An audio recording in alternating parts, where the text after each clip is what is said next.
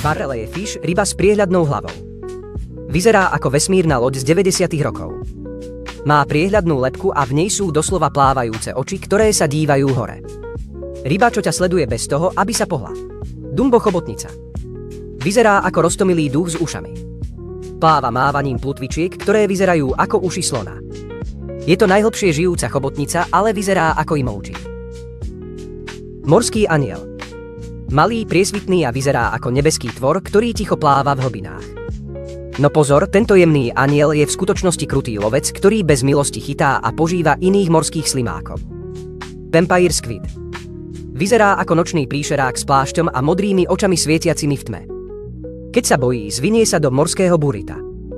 Žije v úplnej tme a je majstrom prežitia v hlbinách. Listový morský drak. Vyzerá ako malý morské riasy plávajúce okolo, čo mu pomáha perfektne sa maskovať pred nepriateľmi. Je príbuzný morským koníkom, ale jeho listové plávajúce výrastky ho robia úplne unikátne.